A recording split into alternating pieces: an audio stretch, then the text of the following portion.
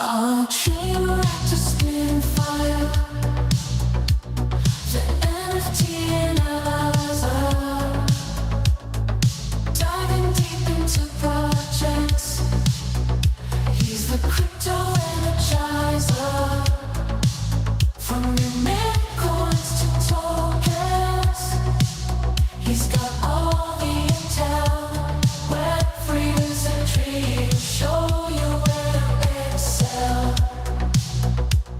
He's got the insights like a digital magician, unveiling secrets of the blockchain with precision. Wild stories from the web, he's always in the know. Crypto community, vibing where the treasures grow. Web3 wonders, chain reactors on the scene. NFT insights and crypto dreams. GM. Into unicorns. Fuck. Yeah, happy Halloween, man. Happy Halloween, Choina. Good to see you, brother. Man, I fucked up. I didn't dress up. I did last year. I think I did last year. Good morning, Alpha. I will get back to you, by the way. Saw your DM. Did not have a chance, but it's nothing special. I'll tell you that. Just some old webcam. I think last year, was streaming on my channel, had my girls just fuck my face up with makeup. I don't think there was any plan, any like costume. It was a horror show. It was awesome too. I really messed up. I'm not dressing up. I'll make it up, I hope, by the afternoon show. If I don't have a costume together by the afternoon show, then I deserve to be canceled. We'll make it happen one way or another. But yeah, happy Halloween. Dude, it's one of my favorite holidays, and we didn't even celebrate. As a kid, we didn't celebrate. In fact, my parents, I've told you guys about my parents here and there with my brother Henry. Awful. It came up so quick. Dude.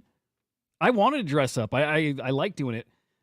Again, we didn't do it as a kid, so like now as an adult, I do every time mostly because it's fun. I think I do it a lot. Anyway, we shut the lights off in my house as a kid. Lights off. My parents were like, no noise. We don't want people coming to that. We grew up super religious. It was pretty weird, but I know a lot of you guys probably very similar stories. Yeah, I love it. I lean into this holiday more than probably the rest of them. I don't really like Christmas much, but Halloween's just so much fun. So I like seeing the kids have a great time with it. They're dressing up. They're going out trick-or-treating tonight. So that said, okay, we didn't have an afternoon show yesterday, guys. Co-host busy. Host busy. Just like a lot going on here. But then Cho called me. He's like, dude, we might miss 2 in a row. Because he's got kids. His kids are younger. He's going to go trick-or-treating. So afternoon show today, 95% sure it's happening. I'm really sure. I'm planning to be there. And I think even if I'm solo, I think I'm going to do the show. Henry's kids, like mine, are old enough that I don't know if they're trick-or-treating and if that takes any of his time. And if they're trick-or-treating, they're doing it on their own. But Joe will not be there. I think we'll have Joe call in, though, for a little bit. So heads up about that. Just pay attention to socials. If it's canceled for any reason, you'll see it there. I think the show's on. I just want to get a costume going and rock it for you guys. Anyway, let's get into our show today. A lot happening out there. All eyes are on Bitcoin. All eyes are on crypto. You can feel it, right? You felt it the past few days, like something bubbling up here. More than in the past couple weeks, even the past couple months. It feels like we're on the cusp of this move to all-time high. It really feels like we're there. And it's probably because we almost touched it just within the past 48 hours, within a few $100s of all-time high. But it feels like this is the start of the real move. And maybe I'm just excited after watching Alex Becker's newest video, right? And hearing guys like Becker, who I like Becker. I like Becker a lot. Talk about what he sees coming, which is a super bull run that extends into most of next year, if not all of next year. So it's exciting, man. It's exciting. But he brings up some good points. Things I'll touch on, I think, a little deeper as we get into the show today. But we're at all-time high, and nobody's talking about crypto. Outside of us in our echo chamber, nobody's talking about it. Nobody's talking about it, which is a great sign. We know what happens when Bitcoin hits an all-time high and what that does for the price and who it brings in. Just getting started. Be really smart this cycle, guys. Get in your positions now and be really, really smart. Yeah, something big's coming here. Anyway, guys, smash the like on the show over here on YouTube. It's at SlamX Official. If you're watching on X on SlamX.io, same over there. Smash the like, share the show out. Today's a special day, not just because of Halloween. It's a significant day here in crypto, guys. Today is the 16th birthday of the Bitcoin Whitepaper. Have you guys read it? Have you guys read the Bitcoin Whitepaper? And if you have read it, when is the last time you reread it? Because, man, it's almost like a religious document at this point. I remember getting into crypto and having not read it early on, didn't read it, and then I heard people talk about it as this legendary thing, right? And I went back and read it, and it's decently technical. It's not crazy, but it's decently technical. And I went back and read it and reread it and read it a few times. And it's, man, when, or Eagle Eye, I'd love to get in Neo Tokyo. Yeah, that's they're high on my list as far as like respecting a project. Anyway, the Bitcoin white paper, it's a magical document. It really is. Like, it's not just like a normal white paper. It's not just, kind of laying out, what it is and some of the technicals. It's so much deeper than that. And I think only when you read it and understand it do you grasp just how big it is. And we're seeing that play out now here 16 years later, how world-changing it is, and still just at the cusp of that. But what an important document. If you've not read it, you should. Hell, I want to pull Andy Kaufman when he stood on stage and read. What did he read? What's the book? What's the book that Andy Kaufman read during a comedy set? I should do that. I should just have a show where I do nothing but read the Bitcoin white paper. It's incredible. It's an incredible paper. Like 9-ish pages long? God, I should know this now. But read it. It's a special day, special anniversary.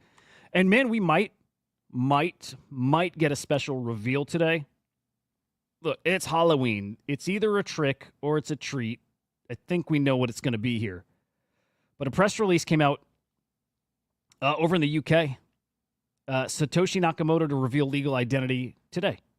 Today, this is at the Frontline Club. I can't fathom that this is any more than a publicity stunt.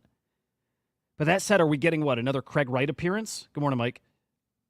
Yeah, are we getting another Craig Wright appearance, or are we getting something more than that? Are we getting something maybe for real this time? I can't fathom it. The date's too suspicious, especially coming on the heels of the HBO documentary. I can't fathom this is anything more than just, again, a publicity stunt. But also, you never know. You never know. Yeah, Awful Eye, you're Satoshi. I hope we never find out, and I don't think we ever will. But regardless, people are going to milk this narrative forever. Maybe it's smart. At the very least, curious what it is and the why. At the very least, it's something fun to talk about. But putting that on your radar, something we're going to be watching for, I guess, tonight. Actually, hang on. Not even tonight. This should have happened already. It's at 11:30 a.m. over in London. Any UK friends out there? What time is it over there? It's got to be like, is it 1 or 2 over there? So this had to have already happened. Yeah, this had to have happened already. So that, well, we got to find some reports of that. If anybody wants to do a little dig and see if you find... Okay, 4 hours ahead. Okay, well, okay, so then it did happen, yeah. Yep.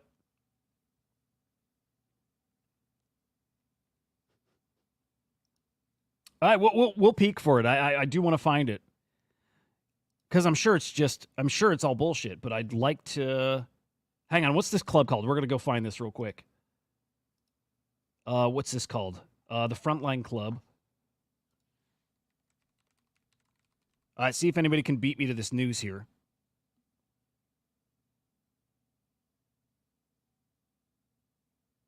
Okay, I'm on their X account. Let me throw it up on the screen here. On their X account, nothing here. There's plenty of posts about it. Oh, wow. What is this, 500 pounds to attend? And this might be okay, it might be real as in somebody like trying to convince you. They're trying to raise money on this. It's a mystery billionaire guy.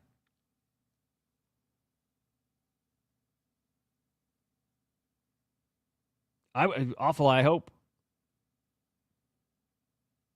Choina, did Geist launch? Did Geist actually launch today? Awesome if so. Yeah, I figured it's fake news, by the way. Yeah, I'm with you. Never. We'll never know who Satoshi is, and I'm glad.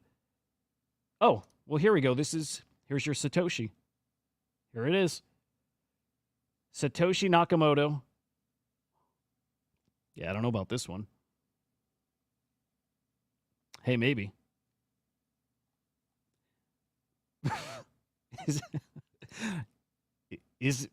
Do we have our Satoshi? What I'd like to find the story at least, like I want to know how he claims it. Look, it's simple. Just sign a transaction from Satoshi's wallet. It's that simple. You can do that. I hope he made some money on this scam. I think he did. Oh, good shit. Okay, today is the Aavegotchi Geist mainnet launch. I'll see if I can pull it up here. Eagle Eye, yes, did see that too. Yes, the Janet Yellen. Yeah. Actually, I should pull it up. I'll circle back to this. I want to see if there's more news about. I don't even know this guy's name. But as of now, we call him Satoshi. As of now, this is Satoshi Nakamoto. So a new character in the Satoshi. What do we call it? Whatever. It's Satoshi. I buy it. Seems legit. Anyway, we'll circle back to that if we can find out any good news, any good info. I just want the name. Anyway, guys, no trick, no joke.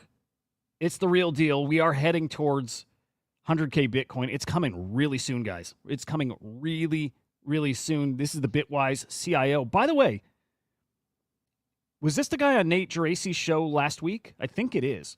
I think this is the guy that was on the Nate Geraci podcast earlier last week, I think it was. Okay, in this 6-minute interview, in this 6-minute little session here, talked about Bitcoin going to 100K. Let's play the first minute or so of it. But there was something more interesting I thought out of here. Something bullish for Bitcoin like next week.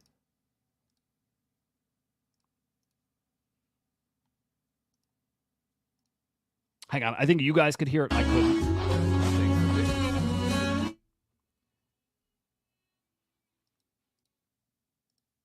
Spoiler.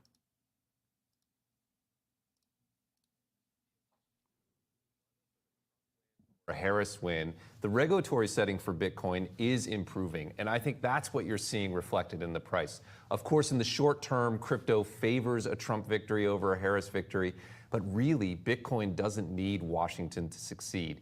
Regardless of what happens, institutions are moving into the space, adoption is rising, ETF flows are happening. I think we go higher either way. It just might be a little bit faster under Trump. Yeah, and when we talk about that, maybe a clarity from a regulation perspective, right? How much of that is necessary in order to continue that momentum, even potentially past 100,000? Yeah, it's a great question. Look, I think we're going above 100,000 There's on the magic Bitcoin. number.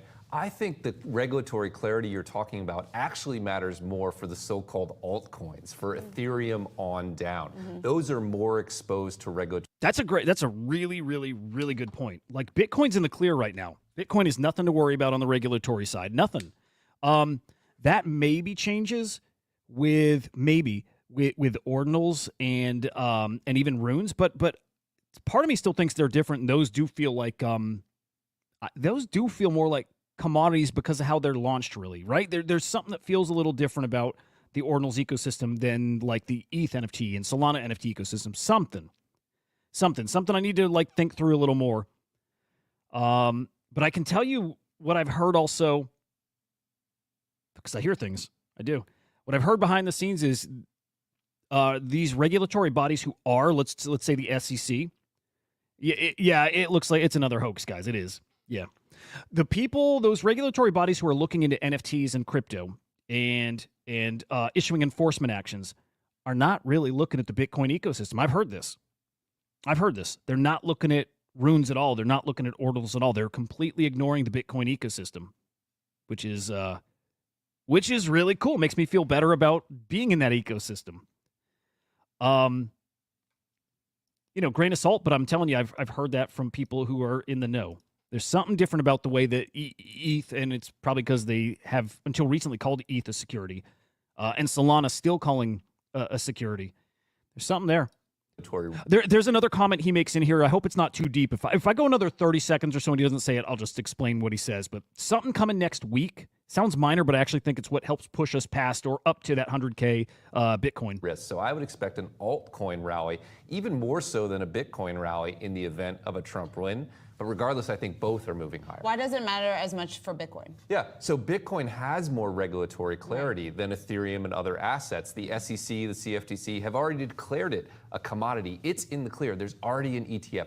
BlackRock already has a huge business in that. That's not as true for Solana and Aptos and other altcoins, but I suspect if we get a new SEC, that will become clear, that will drive institutional adoption, and we'll see that rising tide lift all of those boats. What then do you think is the number one catalyst for Bitcoin as you look ahead to some of your 2025 projections? Look, I think this is the best single time to invest in Bitcoin from a risk-adjusted perspective. All of the major existential risks of Bitcoin have been washed away. We have an ETF, we have institutions, they are coming into the space. The biggest catalyst is that move of institutional adoption. We're seeing that accelerate. We saw $800 million in ETF flows yesterday alone. This is a tidal wave of institutional assets moving into the space. There's a fixed supply, and from my perspective, that means higher prices. You're saying it doesn't matter ultimately in the long run who is elected come next week. I'm curious then, because there's been so much talk about why Trump is better for Bitcoin or for the crypto community than Harris. It seems like at least in the short term, maybe that is the case. Okay, he's taking a minute to get there. TLDR, or a point he was saying, and this is so minor now after waiting for a couple minutes. They've got predictions for Bitcoin price. And it sounds like they're going to reveal it next week. So next week, price predictions, which I'll tell you this, helps a ton. It helps a ton with Bitcoin being as close it is to all-time high and probably, maybe by next week actually beating it. That's where things really start ramping up and really start getting exciting, because when we do get back to all-time high, and when we beat all-time high, that is what's going to drive.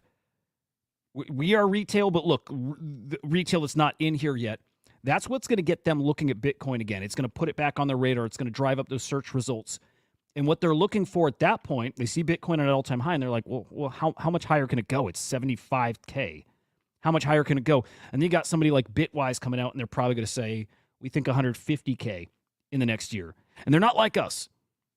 They're not like us where right now we see a 2X and we're like, a 2X over, 6 months, I'd rather go play meme coins for a 10X in an hour or a 50X in an hour. They're not like us. That's what brings them in. So next week, I think we start seeing price predictions from places like Bitwise and others. And I think that's what really starts driving the FOMO in here. So really exciting. And it is something pretty big to be looking forward to. By the way, I think we have employment numbers coming today. So I'm going to peek for that here in a moment. In the meantime, guys, breaking news. Big news, actually. It's massive news, actually.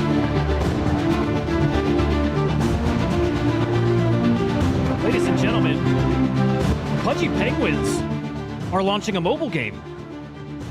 It's called Pudgy Party, launching next year on iOS and Android. Pretty freaking big on Mythical, guys. Really, really, really big. I talk about Mythos all the time. I write D-Market, NFL Rivals, that Nitro Racing game. Mythos is a big deal. You saw me tweet yesterday from the Crypto Slam account. D-Market's the #1 collection the past 24 hours, 7 days, 30 days. It's that ecosystem that Pudgy Penguins are joining here with the Pudgy Party game. We don't have any other details yet besides just the announcement, but A very, very big announcement here. And I'm expecting a lot more of that from Pudgy Penguins. I've been saying for months now, they're sitting on something. These guys have got some news they're getting ready to drop. It's this. It's, of course, their abstract chain. Any footage? No footage yet. Man, big announcement. And these guys, think of how they've gotten out there in the mainstream with their toys everywhere. Normies know Pudgy Penguins now. Now having a mobile, guys, this is a big one. This is one of those announcements. Oh, I like it. It's like a Fall Guys formula. I like it, like mini games. I like it. This is a bigger deal than it might sound like on the surface. Because if there's crypto in this ecosystem, and I have a feeling there is, just a feeling, this is something that will pull people in. It will pull people in, non-crypto people in. So really awesome news. We'll come back to that at some point, maybe today. Let's continue on with some crypto news, guys. And again, I want to keep my eyes out for the jobs numbers that came in. Actually, I think those might have been about an hour ago. So I'm gonna be searching on into that on the side. Bitcoin right now, guys, the 6th most valuable asset in the world. Incredible. At some point, guys, are you with me here? It flips gold. I can't tell you the bullish comments I hear about it in relation to gold. And this is in the long run. When my kids, when your kids, whatever, are older than we are right now, it all changes. Wait, hang on, Gus. Let me see your comment here. I know who Satoshi is. It ain't some Japanese guy. I know the guy. It will go to zero. Gus, do you really know the guy? Here's the thing. I question that. I ask you right here because, oh, good shit, Gravity. Good. Okay, we'll touch on that. If you got a link, send it, by the way. I don't doubt if somebody ever popped in this show or came out anywhere on X, an account with a few hundred followers, like I would never doubt that somebody does know. I wouldn't doubt it. I wouldn't. To me, that sounds so like Satoshi might have been some normie dude, really smart dude. And yeah, I think so. I'm with you. I do think Satoshi is dead. I think this secret is way too hard to keep. Although I'm a conspiracy theorist and I see all kinds of crazy shit that's kept secret, right? All kinds of stuff. So if Satoshi is alive and he's scheming with his buddies, could they keep it secret this long? If it's a small enough group, I think so. If it's a small enough group that are actually worried about their safety, I think so. But it's fascinating. It's one of the most interesting stories here in the world too. It is not just here in crypto, but in the world. It's a spicy story. It really is. But yeah, will we find out who Satoshi is? I don't know. I truthfully, I don't want to know, and I think we're all probably on the same page here. I don't think it's good for us to know. I think expectations can only be, I don't know. I don't think it does anything good for us unless it's just it's got to be someone universally loved. Okay, can we get super conspiracy theorist? This will sound wacky. I mentioned I grew up in a religious... No, I'm not even going to go here. Yeah, dude, I like that a lot. I don't know how to pronounce your name, by the way, but this comment, no, because they were cypherpunks, they believed in anonymity. I love that, and I agree with you there. If they are alive, if he, she, they are alive, I'm with you. I think there's like this core ethos or philosophy, and I think they're probably very, very smart and calculated how they do this. Yeah, I like it. I buy that. More breaking news, guys. This is a special shout out to our guy Gravity here, whose art next week will be featured at Beeple's election night party. Check it out. Absolutely fucking love it, Gravity. GG's to you, man. How cool is that? So Gravity's artwork called Nope, selected to be featured at the Beeple election night party. By the way, it's a free party. Anybody can attend. I'm assuming at this point tickets are gone. But what a freaking awesome thing. Gravity, you got to be tickled to have this happening, right? Super, super cool. We've had a couple of people that tune into this show that have had their work featured at a Beeple event. So Gravity, that's huge, dude. Congrats. Like, really fucking awesome, man. How cool is that, right, guys? It's so cool. Drew, what is that? Ethon Soul. Is that like some shitter?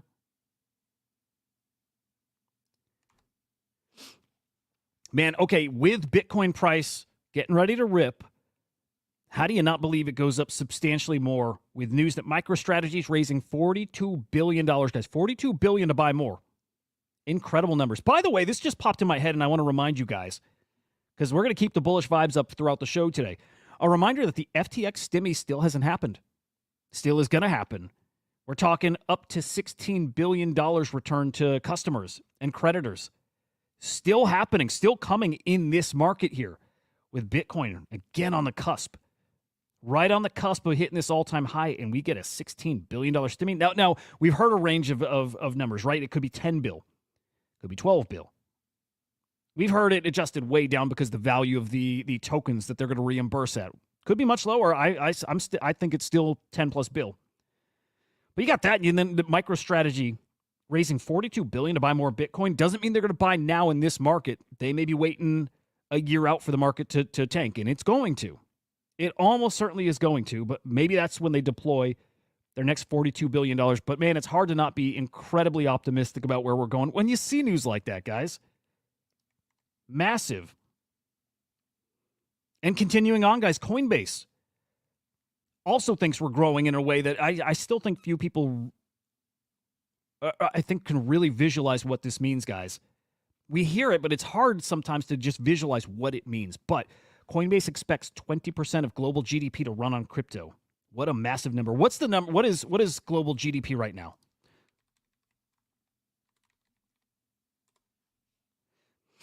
Global GDP over $100 trillion. That's not high enough, Coinbase.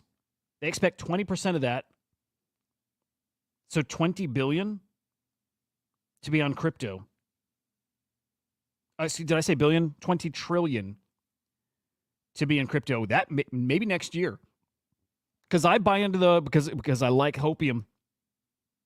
I buy into the Raoul Pal idea that it's $100 trillion market that crypto is. That also means a whole change into the monetary systems around the world. It has to. But I think so. This is the vibes. This is our vibes right now. This is our vibes for the next year. Don't you doubt it.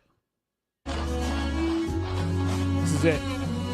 It's how I feel inside right now. That's it. We march on. We march on to 100K. We don't stop there. We plow through that to 120, 150, 200, 300K, 500K. And then we're on to the next phase, which we're talking about Bitcoin in the millions. It's coming, guys. It's coming. Don't you doubt it. Don't even question it. Don't you dare. Don't you dare. All right, let's take a look at the crypto market right now. How are we looking? How are we stacking up? Bitcoin actually fallen just under 72K. Now, this is after the jobs reports, which Gravity said came in lower. Oh, I like that. I like that. By the way, 20 trillion in Bitcoin alone. I like that. That makes sense. I like that. Because then we have all the alts and all the memes. And it's not even counting RWAs. It's not counting everything that's tokenized out there. Real estate. Samsung and Apple planning to have us with nano embedded tech, so we don't need smartphone. I like that. Is that true? Music, is that true? That's great. I love that stuff. I love that. I love that. I've turned us into cyborgs. I'm ready. There you go, though. Bitcoin just about 72K. ETH 2600, Solana 173. Really mixed bag here in the past 24 hours. But man, this is why I'm so optimistic, guys. This is probably the best way to demonstrate, to show you, visually, why. It's so important, guys. I've told you on this show, I use this show and the views on the show as a metric. This is how I feel out the market. I do. I know that when views are low and they're treading water, nobody's paying attention. It's just very obvious, right? And I can feel the trends with viewership. I can feel that and how it matches the price of Bitcoin. I can tell you right now is definitely higher than it was earlier in the year. I could say from a year ago, significantly up. But nothing like we expect to see when things are cooking. If we pulled up Google Trend searches, you could see crypto hasn't even registered yet. Has barely risen. And especially if you compare it to last cycle, people on the outside of crypto are still not looking at us yet. They're still not looking at it yet. When I mention crypto to my kids, they still look. They're more aware of crypto than anybody else, right? Than most other kids. But when I talk about it and I talk pretty bullish about it, they're like, "You always say this, like whatever." I know when stuff changes when they start talking about it in a different way, when they actually start getting excited about it. And that's one of those other little signals I'm looking for is how do people outside of crypto, what are they hearing about it? Right now, they're not hearing about anything. They're hearing about nothing to do with crypto right now. And that's a good thing for us. That means you can still pack your bags here. Music, I didn't cover that. I actually wasn't going to.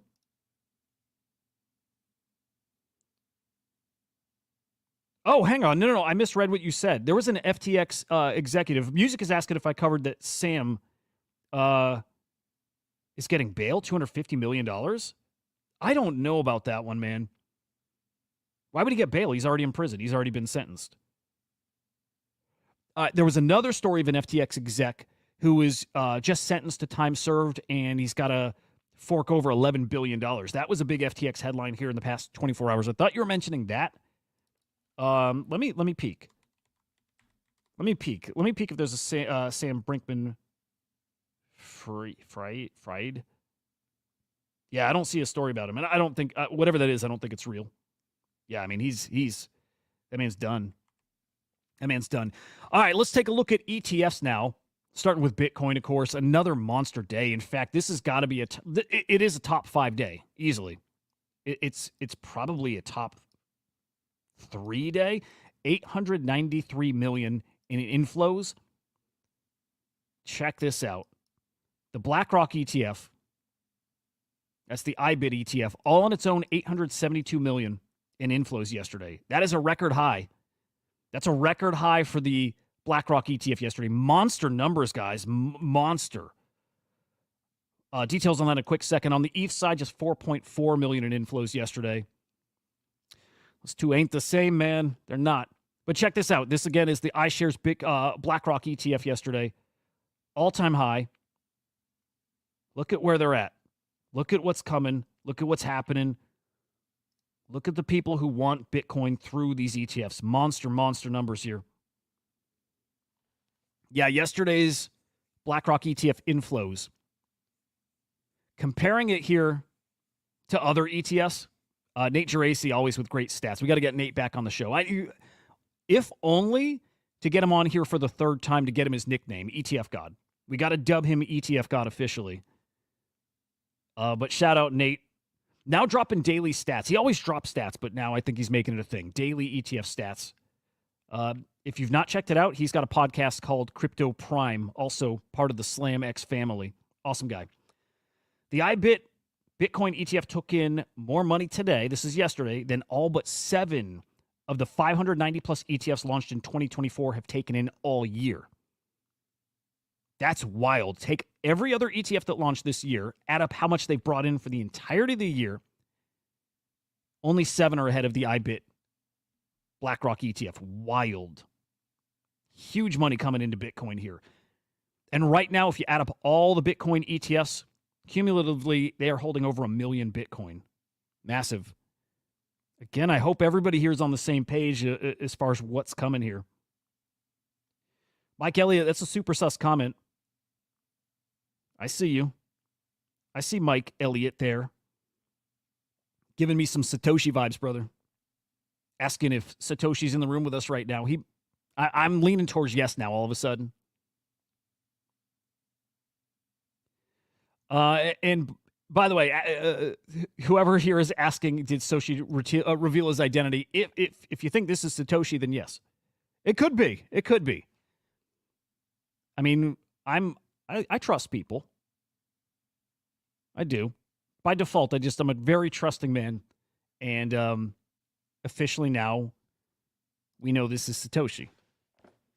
I don't know if you guys buy it or not. I do. Like, just, it's the aura. I'm feeling it. I'm feeling it off of this guy. It's a weird day to announce it, though. Announcing it on Halloween. It's I don't know.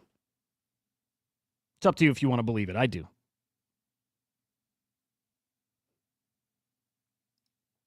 We're looking at Satoshi.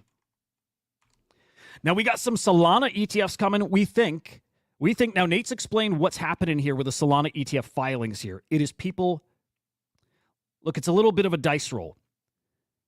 But there's this expectation that if Trump wins the presidential election next week, that it's a fast track, that especially if you got your applications in early, that filings like this get expedited. Trump's going to be, again, people are assuming, very, very good for crypto. Very good for crypto. Probably not regulated too heavily. In fact, Trump said, I think within the past 24, maybe 48 hours, he said he doesn't think it should be taxed. Capital gains taxes specifically, right? He didn't think it should be taxed like that. Again, really, really bullish stuff coming from him. Is it feasible? I don't know. But again, that's just, it might be fake. It might be fake. But again, that's the sentiment out there, is that Trump winning is incredibly bullish for crypto. And so, again, like Canary here, there's been 2 other filings, I believe. Yeah, there we go. Van Eck and 21 Shares also filed for Solana ETFs in the past couple months. And they're just playing this game, hoping Trump wins. Or not even hoping that he wins, but if he wins, well, they've got their applications in. Maybe there's just these blanket approvals right off the bat. So expect to see those ramp up. Remember, also, we got Ripple ETF filings as well in the past month. So that's what's happening over there. We also have New York Stock Exchange seeking to list the Grayscale Crypto Index ETF. It's a bucket of different assets there. It's Bitcoin, it's ETH, it's Solana, it's Ripple, and it's AVAX. We're growing, boys. Now, that said, Coinbase earnings came in less than expected. Same with Robinhood. Both of those were reported yesterday.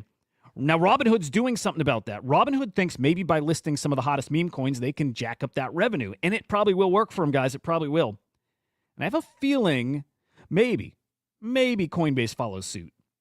But now officially, as of today, in Robinhood in Europe, you can trade already Doge. You already could trade Sheeb. I don't know if you could trade Bonk before, but I know for sure Pepe and Whiff are new. Right? So bringing in those hot meme coins that were not tradable on those platforms before, on that platform specifically, all of a sudden now they get those fees, and that's a monster move for them. Watch the kind of difference that makes to revenue. It should make a pretty good difference. It should. Myself, good morning. Dude, we should have dressed up as Satoshi for Halloween. What a missed freaking opportunity. Maybe there's still time. What, do you just wear like a anonymous mask, right? That would have worked. In the meantime, though, Coinbase, and this was announced by Brian Armstrong yesterday, committing $25 million to pro-crypto candidates, part of some PAC. I don't remember the name offhand, guys. Here we go. Let's pull up his tweet here. With the election in just, at this point, is it 5 days off? I think we're just 5 days away at this point, but Coinbase committing another $25 million to support Fair Shake PAC. This is gearing up for the midterm elections in 2 years. I don't know how you can't be bullish. Again, it doesn't matter if Trump wins. It doesn't matter if Kamala wins. It doesn't matter. Slowly and then all at once, and it is starting to happen now all at once, politicians are waking up to crypto. We knew it. You can't stop it. You can't avoid it. The only thing that can happen is you have that moment. And I love that moment, the aha moment where it clicks for you. The only thing that happens is more and more people see it, get it, understand it, and it changes them. It changes them. Because it changes your outlook on everything. The check changes everything. What it means to money has changed. So Congress has this growing body of politicians now that understand crypto, that also now believe in crypto. And more, they are getting into office. And so Coinbase is going to be supporting those kind of politicians and helping to grow adoption here. Love to see it. Love to see it. Those are the good guys. And then, guys, the U.S. Treasury. This is really, really cool. Shared a report on digital assets and their impact to the Treasury market here. TLDR, stable coins are driving people to treasuries. Really fucking interesting. I don't know. I hadn't made that connection. I hadn't really thought about it. I didn't know there was really an impact there, and I don't know why. But unavoidable. Absolutely unavoidable at this point. You cannot stop this thing coming. That's coming. And stables are a really interesting sector here of crypto.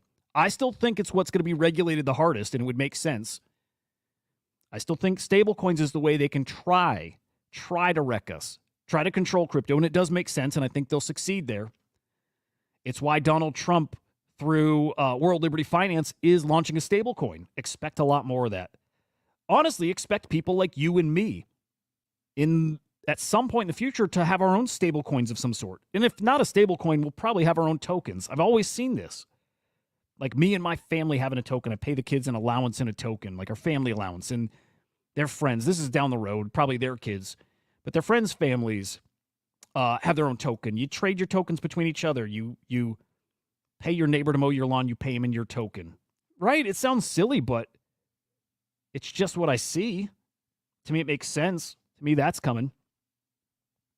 We'll see. That's a bit down the road, but yeah, awesome story nonetheless. And a quick update here. We got the Binance Blockchain Week. I don't know where this is actually happening. Anybody know where this is taking place? I was only excited about, no, I don't want to say only, but I was very excited about this because CZ announced he would be there. I always mention this too. He's not an employee of Binance anymore. He will never be a Binance employee again. He is banned from working at Binance. But he is there. You see him on stage, getting a main character back, right in time for this run, out of prison, active in the crypto space, advising. Said he's in nonstop meetings now. He's as busy as he ever was, which is really, really cool. So I wonder if CZ's got any comments here on our brand new Satoshi Nakamoto. Wonder what he thinks. I think it's real. No, I don't. What? Yeah, no, I do. I do. If I close my eyes and I listen to my inner voice, no, it tells me I'm a fucking idiot. That's probably not Satoshi, boys.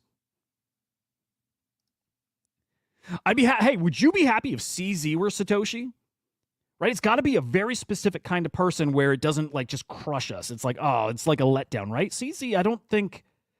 Well, first off, it's not him. It's definitely not him. But I think I would like it. Yeah. All right, let's dig into the NFT market a bit. By the way, we should have J Squiggle on the show here coming up. Man, this show's moving. I'm terrible at pacing today. I'm sorry. But that's what happens when I get excited. And man, I'm in that zone right now. But yeah, let's look at the NFT market. We'll get to some other top headlines here. Here we go. Let's start with sales here. 10.9 million. That is cross-chain sales yesterday.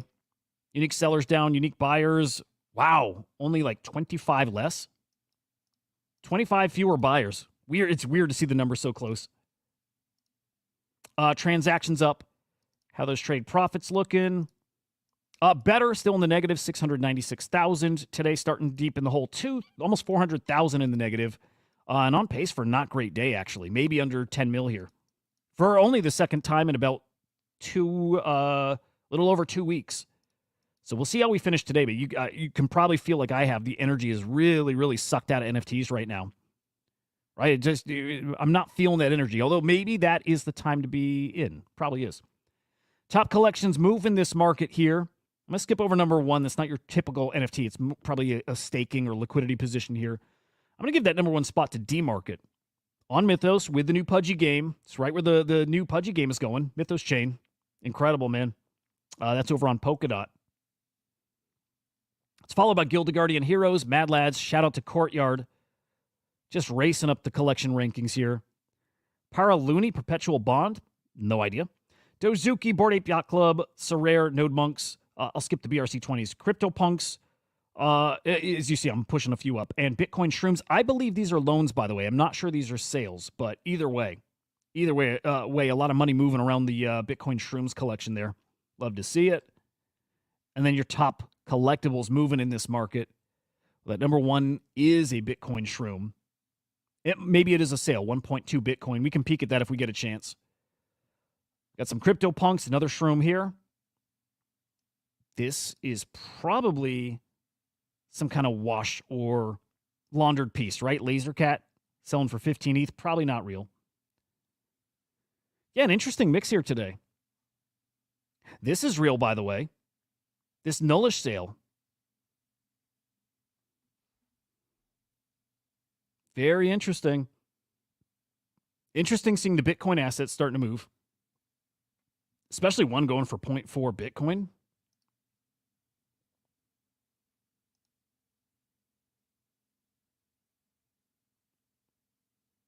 Hey, Gina, we'll take that 30% pump. Nice.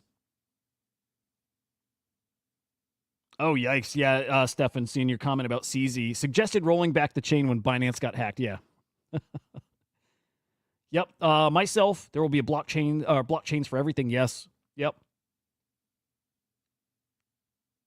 Yep. No, you're absolutely right. An unending number of blockchains getting rolled out here. All right. Yesterday was the Rekt Drinks sale. I'll be honest, and I apologize. I missed it. I wanted to stream it when it went live, and I missed it. Completely missed it. I got time zones mixed up, right? It was at 1 p.m. Eastern time. I'm Central, right? Right outside of Chicago. And I was on the treadmill and caught it probably over an hour late. At that point, there were still some for sale. But in the end, the supply here in the States sold out, guys. That's awesome. Man, killer. Right now, not much left, too. Out of how many units did they have total? It wasn't a lot, guys, but 3,900 left to be sold, I think. Oh, hang on. Okay. It looks like they're going to open up the rest of those to the States. At that point, I would like to get in. By the way, I thought these were energy drinks, and they're not. It's like it's a sparkling drink. It's like a seltzer or something. I didn't know. I thought it was an energy drink. I was kind of excited for that. A little more excited, I think, for a sparkling drink. But anyway, man, GG's to them. Big sale. Pretty strong demand for it, too. So great to see that. Yeah, GG's to OSF here. All right, this is dropping today, guys. I'm going to put just a quick minute on this. I think you probably want to be going for this. NFA, right? I think you probably want to be going for this. This is another, it's a new physical Pudgy Penguin figurine. These are large. They're really, really cool. I've wanted to buy some of these on eBay before. And I'll tell you this, they've held their value decently, as in they don't drop below the purchase price. You're not going to make a fortune on this. This one looks a little different to me. This one looks really, really, really cool. All right, check this one out, and I'll point out something that you'll see it here, but I think this one's actually kind of special.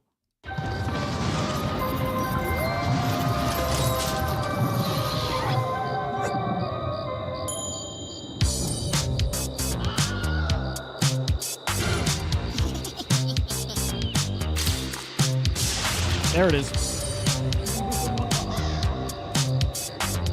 I love it. I really want one of these. Okay. Awesome Pudgy figurine, $250. On sale tonight, I believe 8 p.m. Eastern time. Very limited. Let's say there's 200 pieces of this, right? Maybe it's 150. I think it looks like, you tell me if you see the same thing. It kind of looks like this outer shell, like the ghost, like, right, the sheet or whatever. It looks like that comes off, right? And that underneath, there's like this clear body. Is that like the whole point of that? Is that what they're showing? Right, because he's got this clear shell under. I think that top comes off. Yeah. Because look, it's not like there's arms that are going up in there that would like hold this thing on or anything too. I think that just slips right off. I think.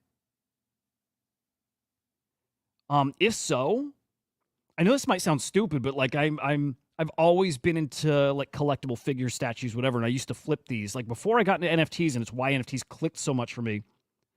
For decades, I've bought and flipped collectibles. I've done well with it. This looks better than the rest of them. Out of the whole series, and there's probably been like 5 different versions of the Pudgy figures. These aren't the little ones. Again, these are big, and they're way more limited.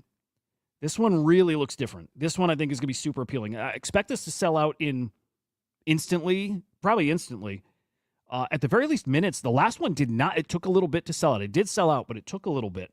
This one's going to go probably in an instant. But I think you got to play here, whether you're flipping it on eBay or it's just something to hold, long term. I think that's one to grab. I do.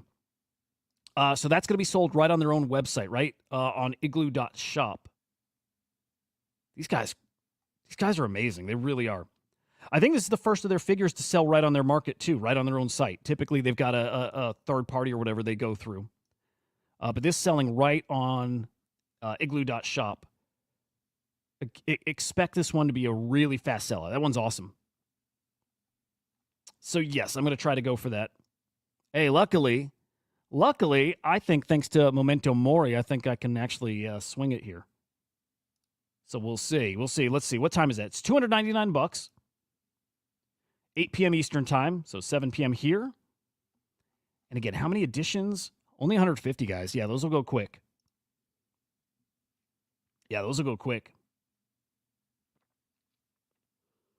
Dobro. Yeah. More of those pump fund kind of platforms. Yes, ApeChain's got their version of it. ETH has got its version of it. Yeah, man. Hey, the model works. The model works. It's a great business model. All right, also keep on your radar. Bitcoin Witches coming. This is coming to the Ordinals ecosystem. 666 editions of these witches given out for free. I've been pointing to the Bitcoin Wizards Discord. I don't know how they're giving them away. I don't know if it's contests in the Discord. I don't know if you have to hold a Bitcoin Wizard. I've heard you do not. But yeah, expect those to cook. In fact, let's look at Bitcoin Wizards just so you know what asset I'm talking about. They're probably moving here. I'm just guessing. Yeah, here we go. Here's Bitcoin Wizards. I guess flat, but 1.29 Bitcoin. This is the collection. You've seen it before, right? This is the project behind the Magic Internet Money BRC20. So hot collection, hot fungible token, and now with a little maybe a sister collection. I like it. I don't know when those drop actually. So hop in their Discord, stay plugged in there. I'll keep you updated when I find things out. Satoshi. All right, moving on. We'll probably get into this deeper. Actually, let me get Jared a link here. He'll probably be here in a few minutes. Although I think he's got young ones. It could be a Halloween-y kind of day. So maybe no Jared today. We'll see.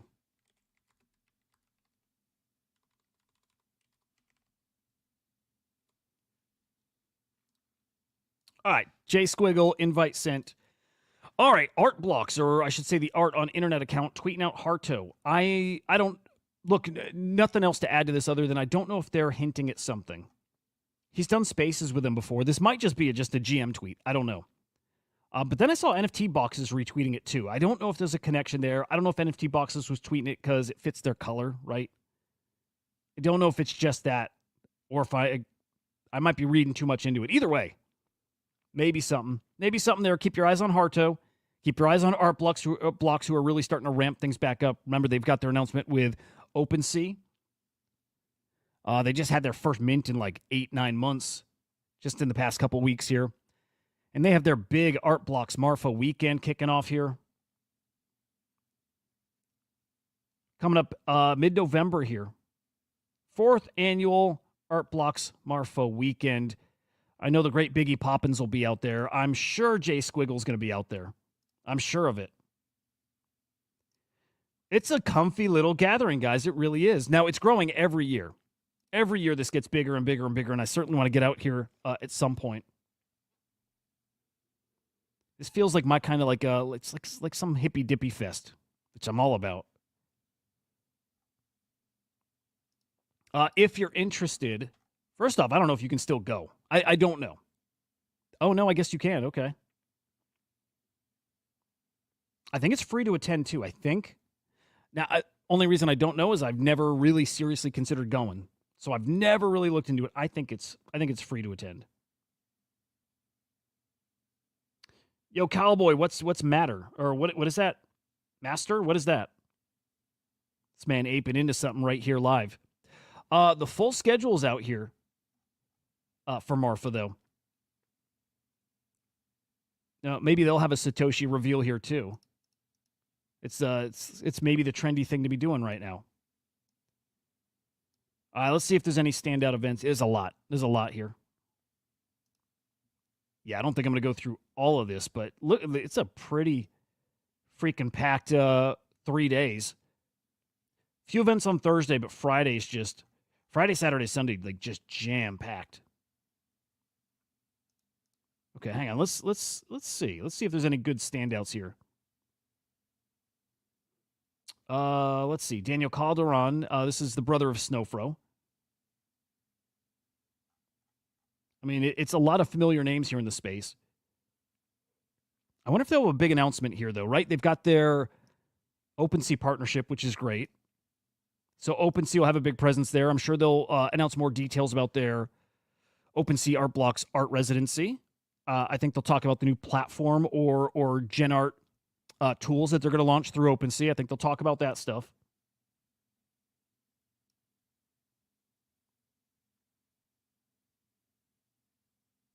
Yeah, a lot going on here. Anybody going? Any of you guys going to make it? And if Jared makes it here, I'd like to hear him talk a bit about what it's been like in the past. I think he probably is there every year. Yeah, but there you go. All right, I'm going to blitz through the rest of our stories again. Terrible on timing today. And we got some stuff to get to still. Still in the NFT front, guys. This, I'm waiting. Look, we'll see what happens. We'll see what happens with this story. I don't know if you remember, but Nick, Choose Rich Nick. I love the guy. I love this guy. I do. I know he's hard for some to swallow, but I think he's great. Just boomer tier content. Just the cringiest stuff you'll see out there, and it just works. For me, it works. Not always, but, I think at this point more hits than misses. Anyway, 7 months ago, he put out this video, and I'll play it here, but saying that Artifact's shutting down in October. Well, Nick, you got what? Just a little over. You have 15 hours for this to materialize. Otherwise, I don't know if I can trust the man's reporting. Good morning from New York. 2 years ago, Nike acquired crypto fashion brand Artifact for a reported $1 billion sum, choosing to make Artifact's founders incredibly rich. Now, according to our sources, Nike's shutting down Artifact this year. Will that be a poor choice? I'll leave you to decide. I'm curious, man. Good morning from New York. 2 years ago... it's a bold thing to report if there wasn't some truth to it. And I've also heard behind the scenes, too, that there is something to it. I don't know anything beyond that. I've just heard that there is stuff happening there. I don't know if they're shutting it down or if they're actually selling it. And I don't know if we're actually getting it in October, like Nick said, but where there's smoke, there's fire kind of thing. Kind of like our new Satoshi, No, maybe not like that. Maybe they're both bullshit, to be honest. Yeah, probably leaning that way. Oh, yeah, okay, Cowboy, yes. Okay, Cowboy's saying it's MicroStrategy stock. Awesome. Yeah, really, smart, really smart. Love it. All right, moving on. Myriad Markets, hot new prediction market. I don't think I could say hot yet, can I? It's too new. And very few people in, except for today. Let me check my email, actually. 100,000 new people being let into Myriad Market. This is coming from the Decrypt family. Right? So, Rug Radio, Lucky Trader now part of the fam. Right? Farouk. It's that squad. It's that team. It's that ecosystem. But Decrypt. So 100,000 of you guys, I hope you make it in. Check your emails. Check to see if you've been invited, if you got on the whitelist early. Prediction market's one of the hottest things. One of the best, platforms product market fit-wise. Right? You've seen Polymarket success this year. You saw Robinhood launch a political prediction market just a couple days ago, just a week before the election, but getting it in. You don't want to miss this stuff. So yeah, keep an eye on your email for an invite here. I don't have one, so either I didn't make it or invites have not gone out yet. But big news today.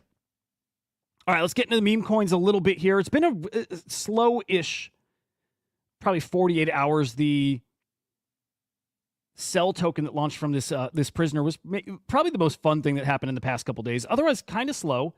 Meme coins kind of settling back. Bold putting out two little comic strips here that just sum it up perfectly. The round trip, the top blast, the KO Insider, the dev. We've lived through all these. You see this, you instantly know how true this is. And you've lived through all of them. I'm probably guilty most of the round trip. Well, probably equally the top blast. The sell token was this. Very much this. Frank's charts. Frank's tweets look an awful lot like the KOL Insider. Oh, they're so good at timing that, right? They're so good. So talented. Not shitting on Frank. He's great. And then more. The Jeep. The flip-flop. Yeah, that's accurate. Yep, I lived through that. The VC unlock, the side. Dude, I don't know what it is with Bold, but man, dude's just got a way of doing this. Good morning, Lemon. Good morning, Mike Bennett. I mean, sorry, Lemon. This is just this is the new norm. Hey, I think Lemon is local to this story. Lemon, were you there? Can you confirm? Are we looking at the new Satoshi? The real Satoshi? Oh, right. You guys had your time change. Yeah, you guys had your time change. That's got you all fucked up. We changed Sunday, so we'll be back in our rhythm together. Back to our normal grind here. Yeah, it's a weird week for you guys, though.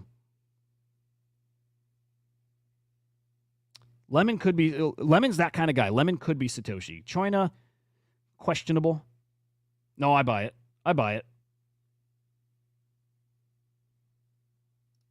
That's the costume I want to get together somehow. This guy.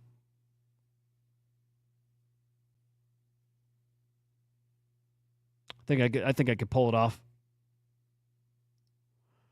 Okay, big day yesterday in the runes ecosystem, guys. The Memento Mori rune distributed and primary sale.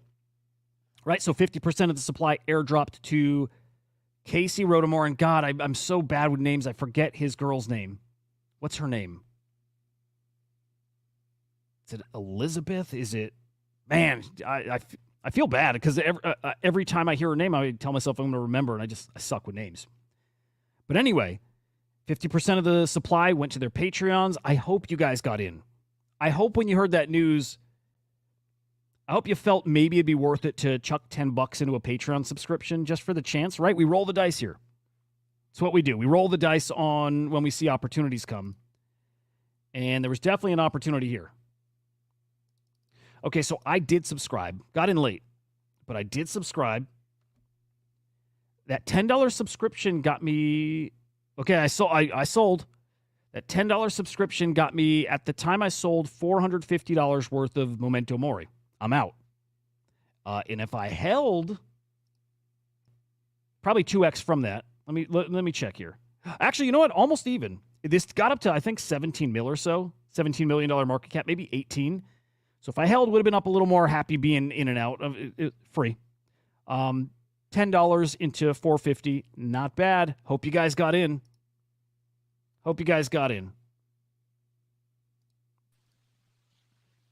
There he is, the man, the myth, the legend, J Squiggle. What's up, brother? J Squiggle. Dude, apologies for being late. It's okay. My VPN won't work on my desktop, and then it made me download the app. I couldn't just go through my mobile anymore, so...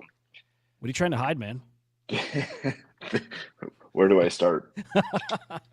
Look at this. Okay, on the day that Satoshi Nakamoto is revealed, Jared's anonymous today is like stressed out about his VPN. Something's up here.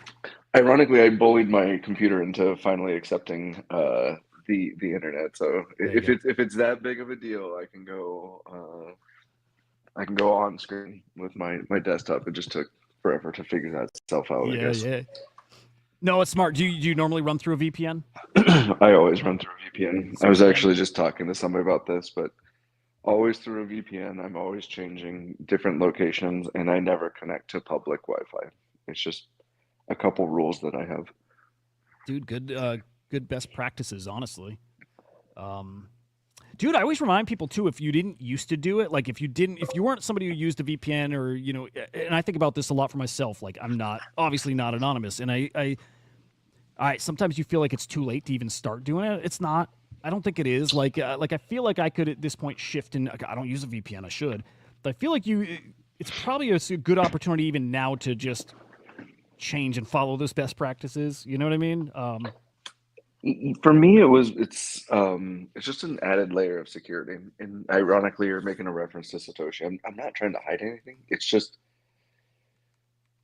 like even like little things now. Like I've got two little boys, as you know, and like making sure like pictures, of them don't like get hacked and surface everywhere. And it's not because I just want their like I'm on camera. I have no problem with my personality, but like if they don't want that sort of publicity, they shouldn't have it. And if something silly that I do exposes them, it's just a whole series of things that I'm Yeah.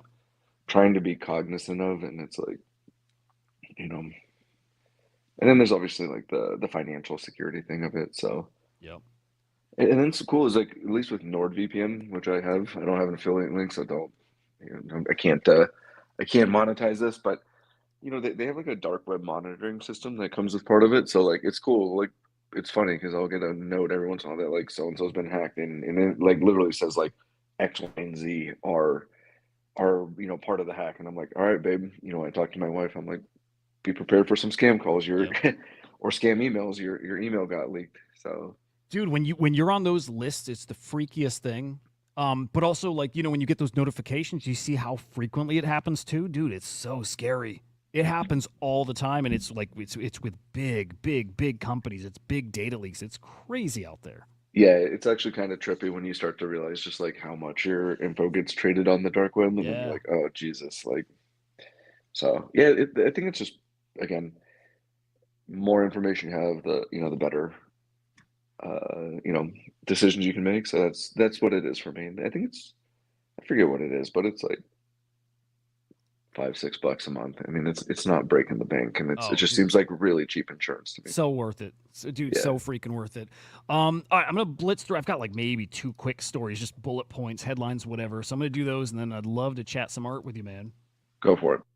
What are we looking at here? You know what we're looking at? We're just looking at the like a time lapse of Memento Mori and what it did to fees when it came out.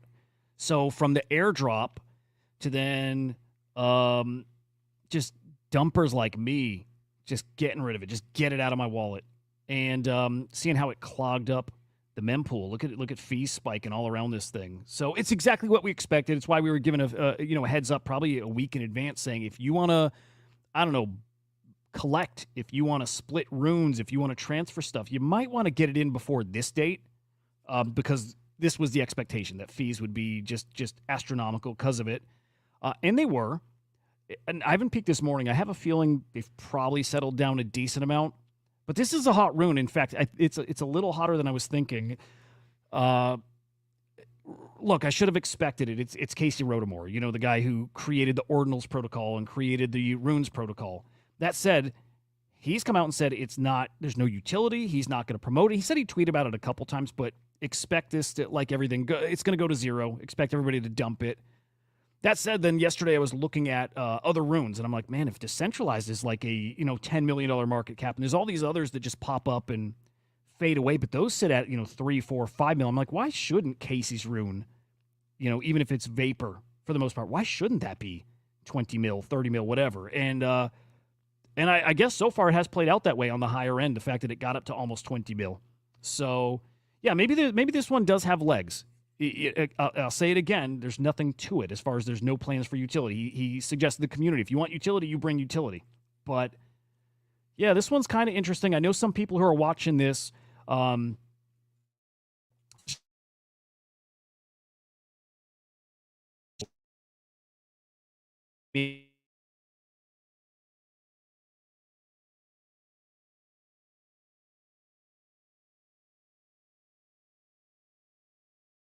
we're back.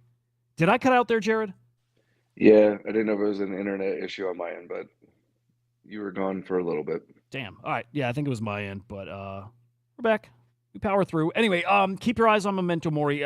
Maybe when I cut out, I was saying, I know there's people looking to buy this when it drops in value, in price, maybe half of where it's at now, but keep an eye because this one will have some support.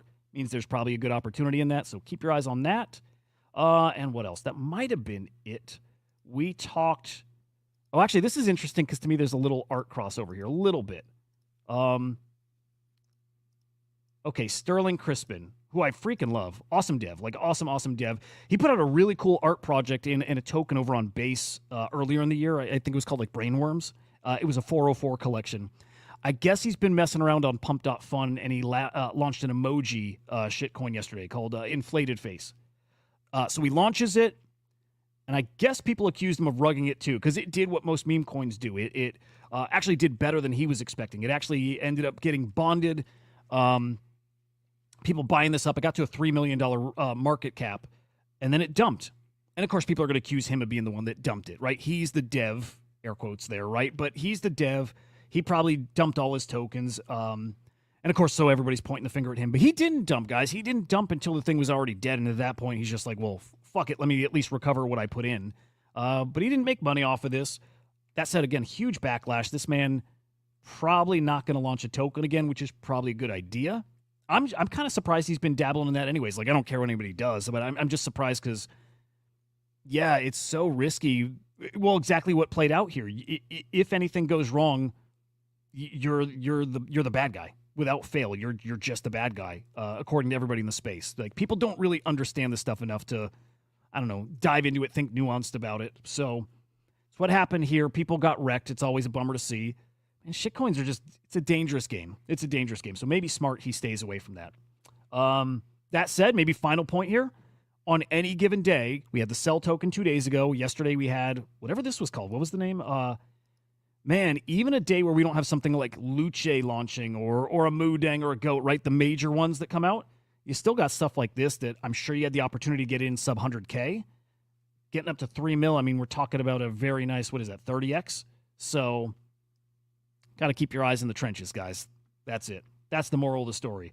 We'll keep our eyes out for new Pudgy Party news, and I think that gets us current. Again, shout out to Gravity, who's got his piece that'll be at Beeple Studios next week for the election party. But, dude, you remind me, you've been out there, right? You've been to the Beeple Studio?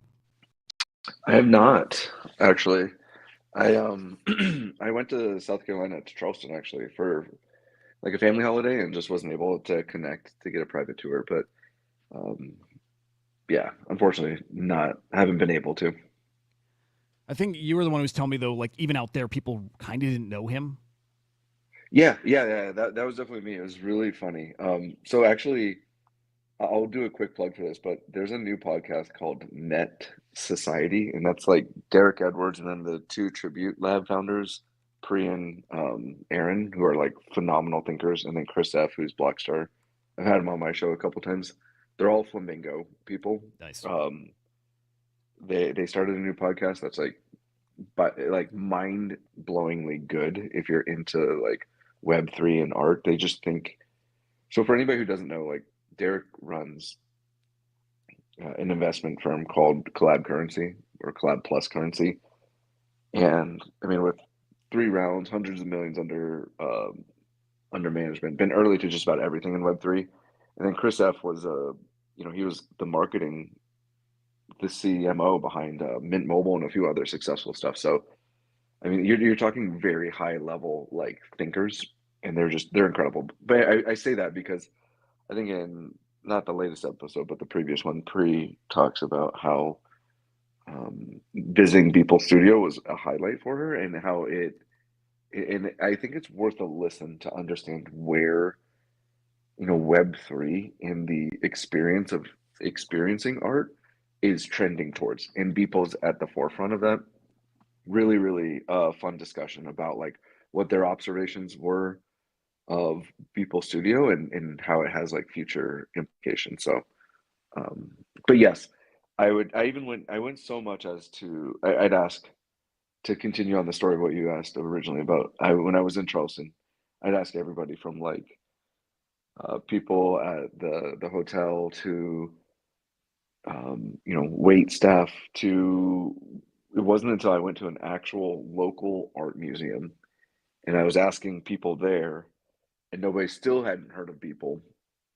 And it wasn't until like one of the main curators, I think, felt a little bit embarrassed and like came over and was like, "Oh yeah, we did this one event with Beeple, and but it's a little bit more progressive than our traditional goers." So like, yeah, it was mind blowing to me to be like, here's this god of digital art to us, and yet even in his local town, it was still a little bit foreign. It's crazy to me. He's such a legend here. Like a real deal legend. He's literally a legend. And for people there to not even I wonder if they have heard the name and it's just it doesn't stick with them, or if they've even never heard it. But that's mind boggling to me. It's just we're early. We're freaking early for that to happen.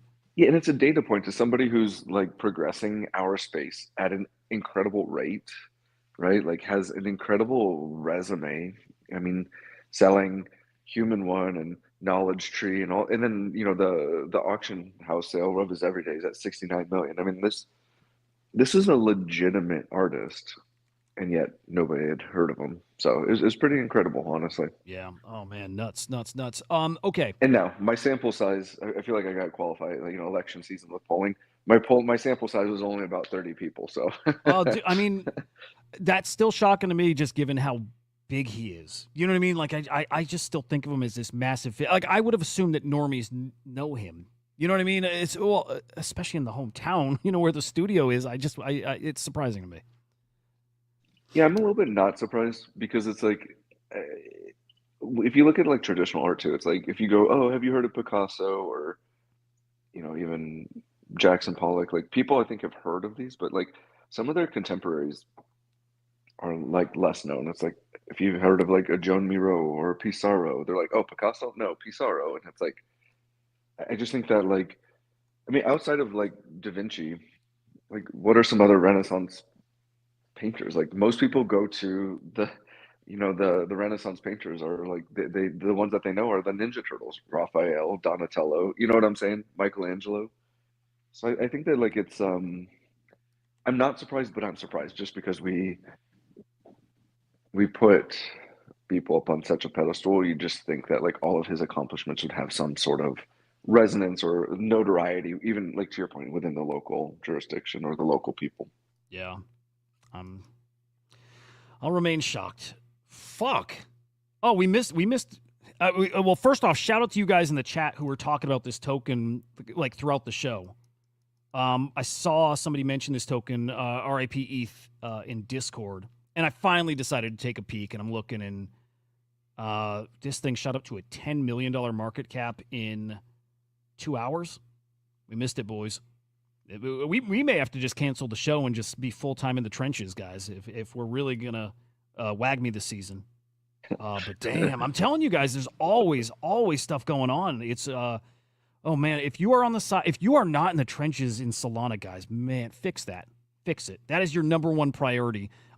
Fix that this week before this season really cooks. And I mentioned, I think it was yesterday or day before. I'm definitely putting more time in the trenches. I will definitely be streaming when I'm just sitting there watching. I want us all to be figuring this out together and getting in there and winning this cycle. There's no reason for us to miss it. And don't sit and wait for NFTs to come back, because they're gonna, but to what degree and how long and all that. Don't sit and wait for ETH NFTs or whatever NFTs. Collect them, have fun, whatever, but don't miss some of these kind of easier opportunities. So I'll leave it at that, but we're certainly going to be revisiting meme coins a lot.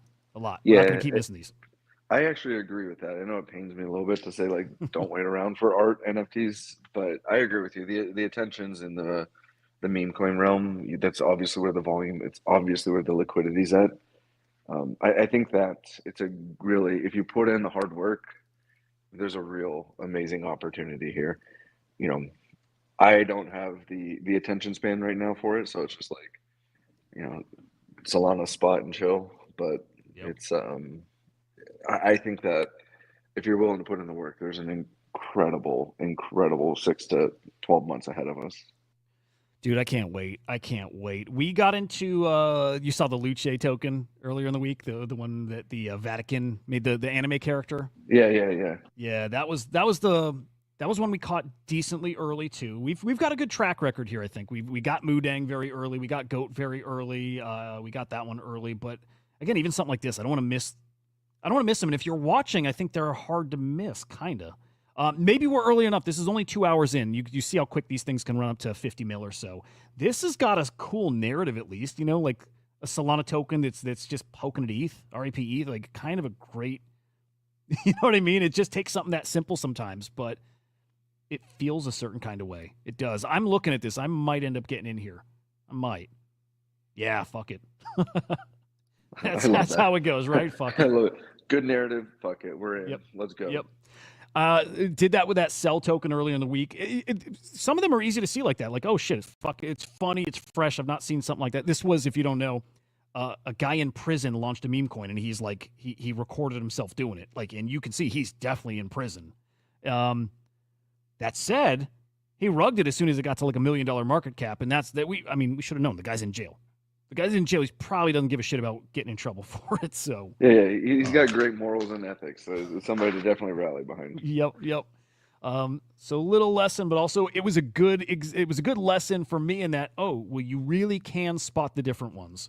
And I have a feeling this one, if I were watching, Meme Scope over on Photon, I think if I were watching it, I would like to think I would have noticed this standing out too. So we'll see. Anyway, I'm in almost top blast in this one, but just got a good vibe from this one. So in for very little, guys, 0.5 SOL.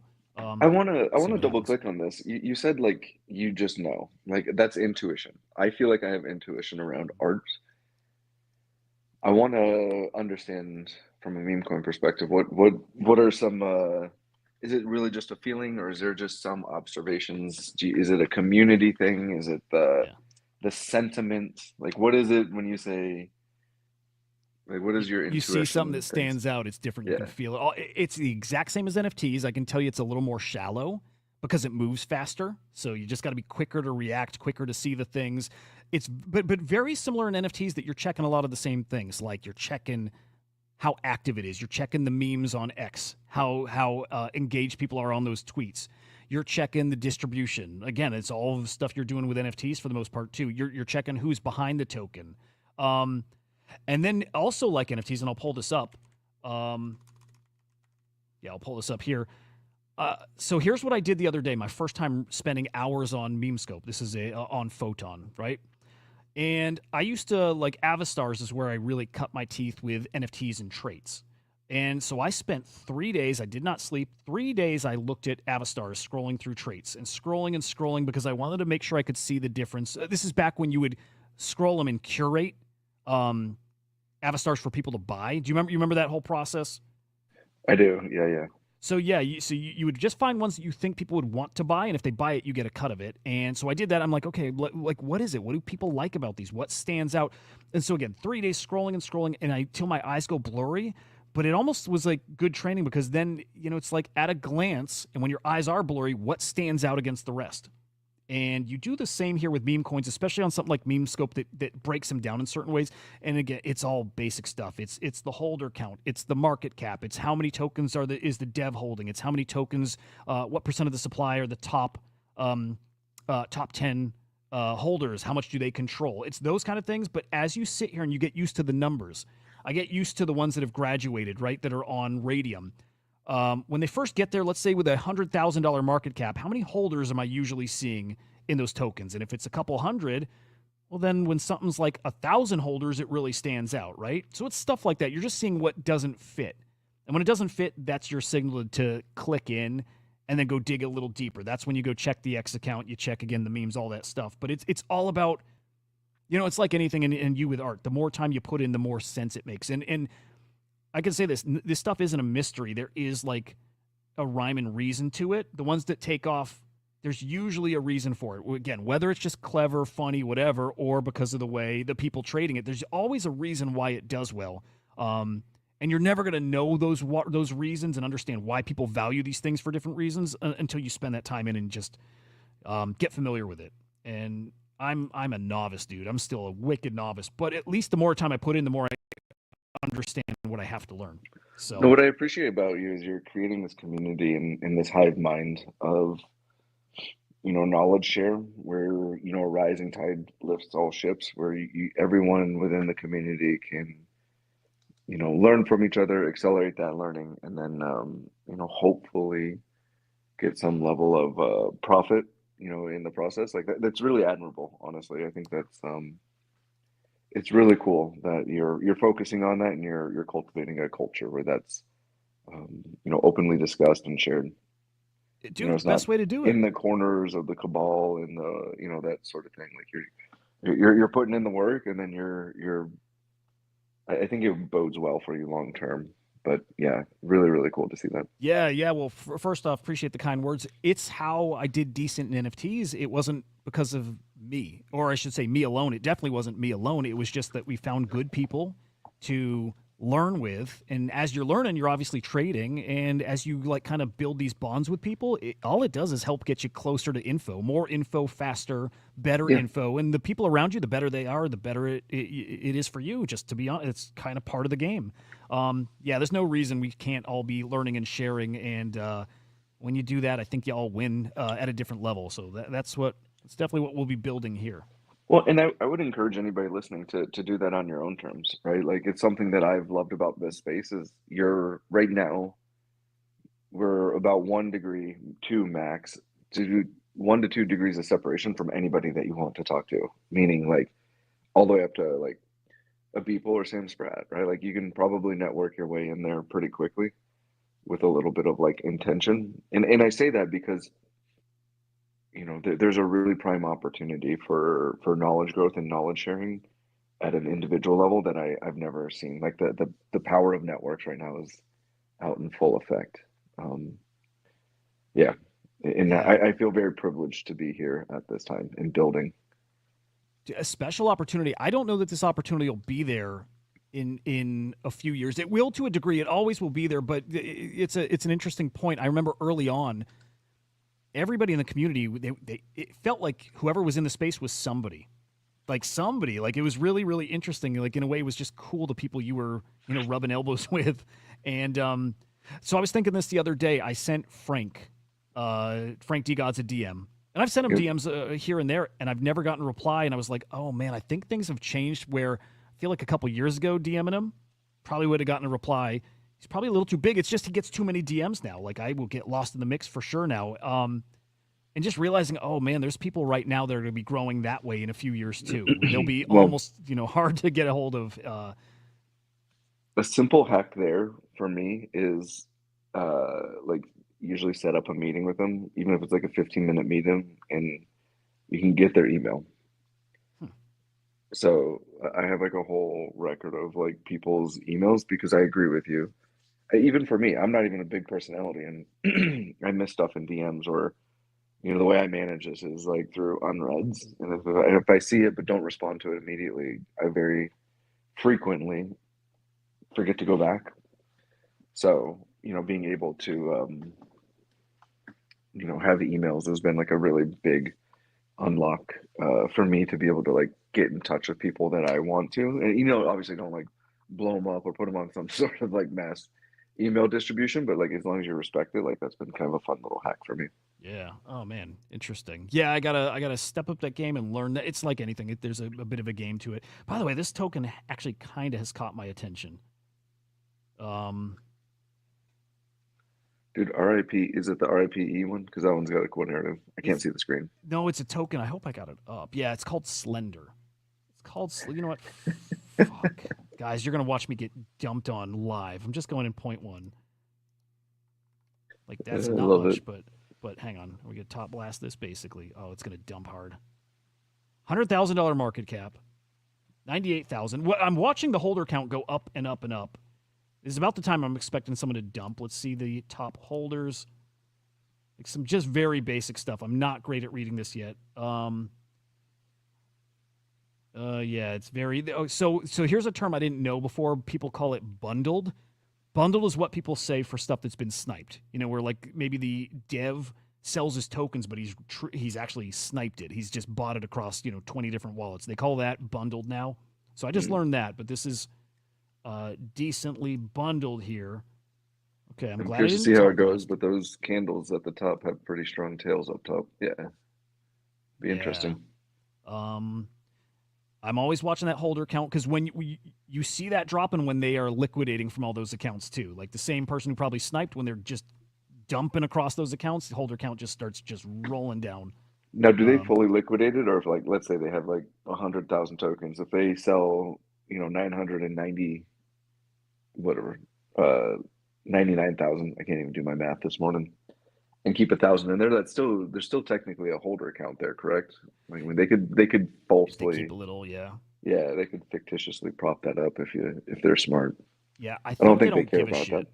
Yeah, I was gonna say I'm that's going maybe in giving right people here. too much too much credit. Yeah, because I think they just rinse and repeat over and over and over, and they'll just do this all day long. It's probably just a very small group of people that do this. But they are in and out. They don't give a fuck how bad it looks. They don't care about the numbers or anything. If they get it, like I think about this, I'm like, if they can do this and in a few hours make $1,000, why not? And then just repeat that throughout the day. Like, I don't think they care optics or the whole, even though, even like that guy that launched the sell token, you're like, bro, if you just held, that was funny enough and a cool enough story that if you just held on, that probably was going to get to 5 mil, maybe 10, who knows what number. But the point is, if you didn't dump it, it would have done awesome.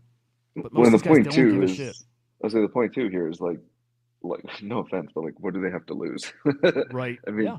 I don't know what your sentence is, but my guess is you got a little bit of time before you can access the funds anyways, right? Yep. It's interesting. All right. We got to talk some art. Let's see how I'm doing real quick. I'm up. Oh man, I'm up almost 10%. This is fucking fantastic. I feel alive. I love meme coins, dude. I do. It is the energy of ETH 2122. It really is. It's insane. Honestly, I think you've got something going on, because if I saw that chart, I probably wouldn't have done it. But you're clearly up. It broke through all those candles, and it's like running. Not for any good reason. I expect this will be rugged, but it had a couple things. I'm like, okay, fine. I will roll the dice. It looks. See how stupid it looks? That's good. It's yeah. If that's in any way related to this, which it might not be, there's so much digging. You just have to. I mean, this actually, the more I look at it, it looks more and more like bullshit. But here's the biggest thing. Maybe this is the best reason I get in. I will burn some soul on this thing just to get skin in the game, to learn. I will take that sometimes expensive lesson, because I will hopefully learn from it and make that mistake fewer and fewer times. And eventually I will get good at this. It is like I do think there's a skill to this. I do think if you do it, and you want to learn, and you put a lot of time in, guys. If you put a lot of time in, I think you can get good at this.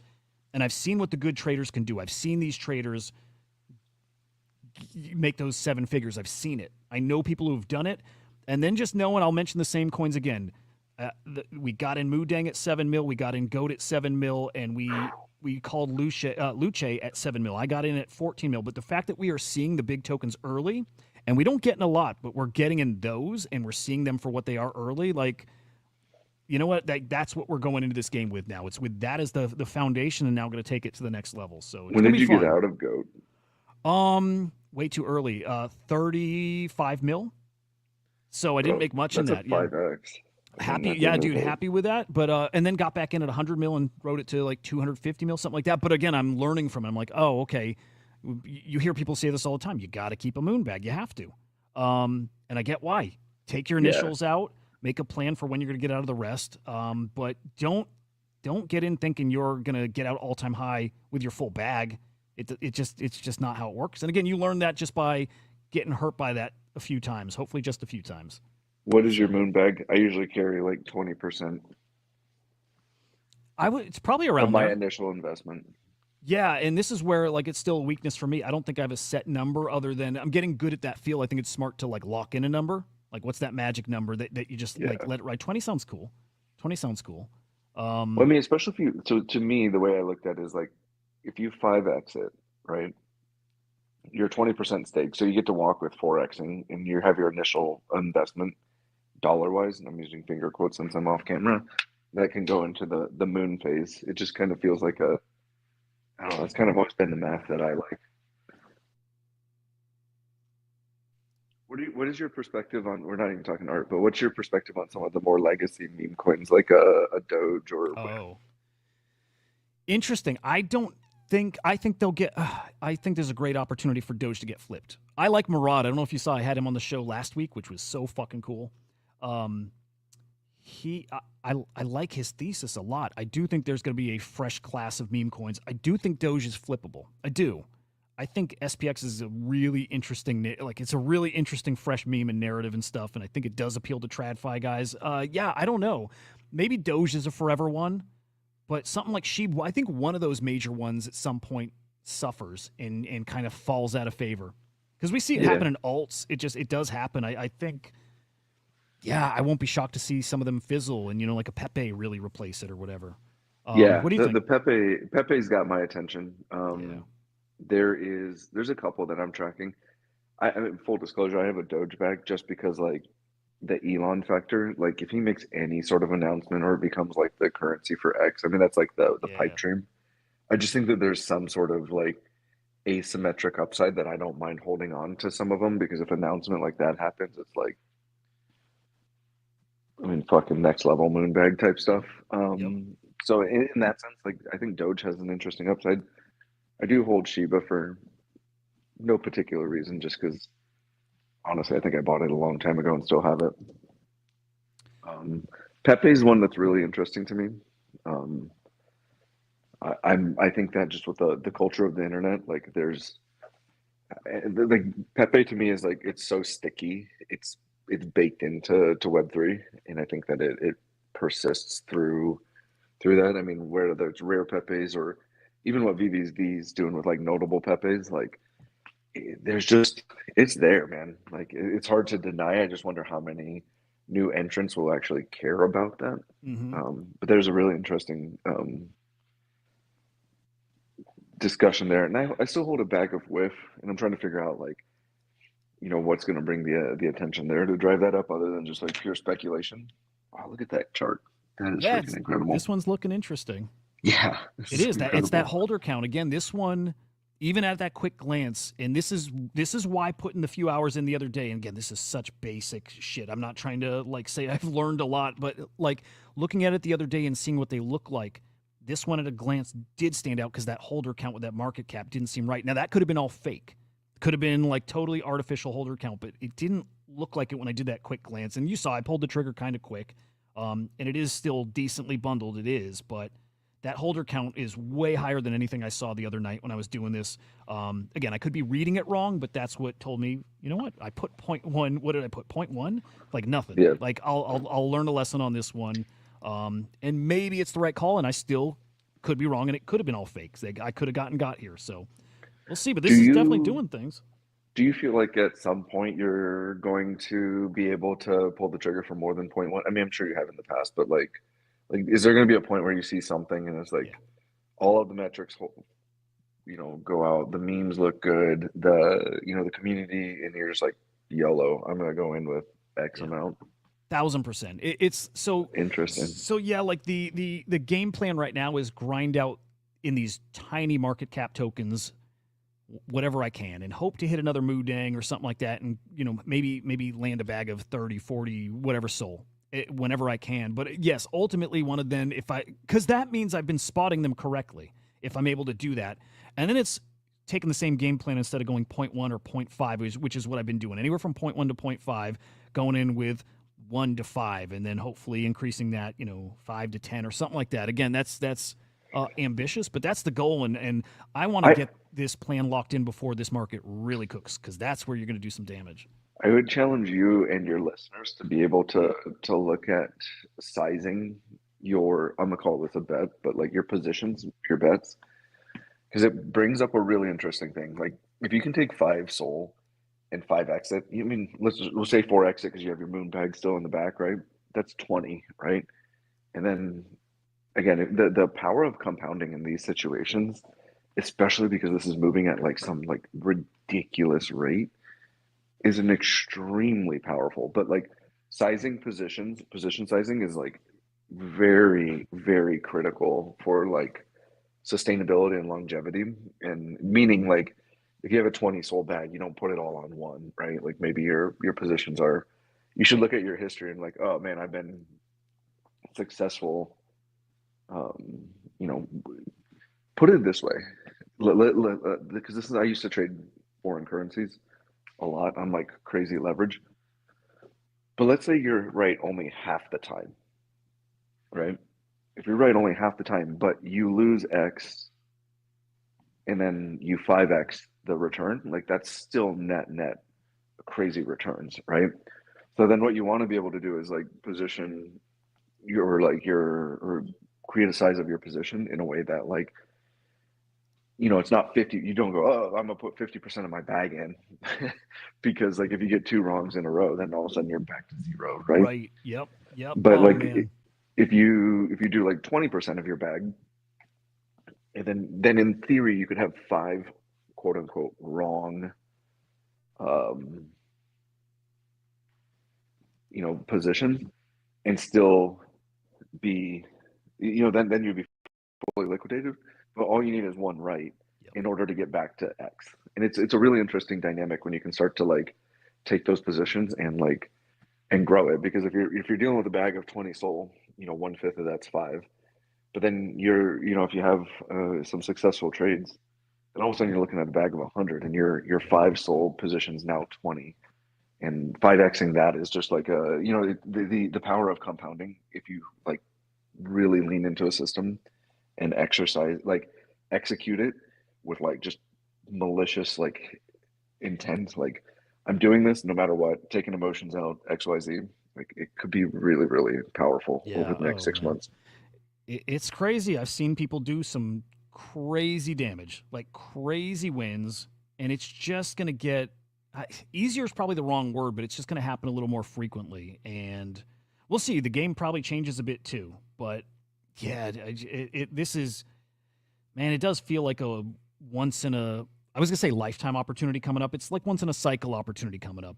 Truthfully, that might be wrong too, because it happened earlier this year and it happened, a few weeks ago. So maybe it happens more regularly, but I I just don't don't know. I want to think miss it this once in time a around. cycle is it's important. Like I think like the meme coin craze is like this cycle's NFTs or DeFi or fill in the blank. It's where the attention is, and I think like something like I'm trying to propagate and tell people, not that you guys need to hear this, but you know, don't fight the attention, right? Like the attention's here.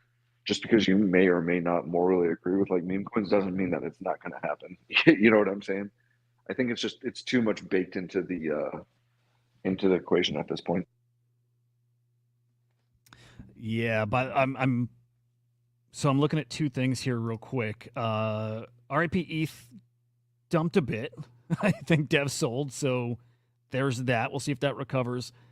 Slender's looking all right. I'm out. I sold because I don't think I'm going to be able to pay attention to it. So I'm out. 2x there. Yay. Dude, meme coins are so fun. Lemon, I want to peek at your comment real quick here too, and then I got to ask you about. Well, I got to ask you, Art. I have no idea what happened this week, but I know there's been some Art Blocks OpenSea Marfa stuff. So anything you can share about that? Let me see Lemon's comment. When 90% of traders lose money, do you get concerned? Showing people and encouraging stresses me out too much. Encouraging people, dude. Yes and no. I've already made peace with that because, like, if I mention something, I've already had people jokingly, like tease about stuff I've mentioned that get wrecked. And at this point, I'm past that. I don't care. I think I say often enough that I'm not an expert at this stuff, and I am learning, and nothing more than that. I'm pretty okay with it at this point, Lemon. Right? I think even when I call something, I'm never going to tell people to buy. It's just I'll tell you when I go in. That way, if you lose, I'm probably down too. Like, definitely down too.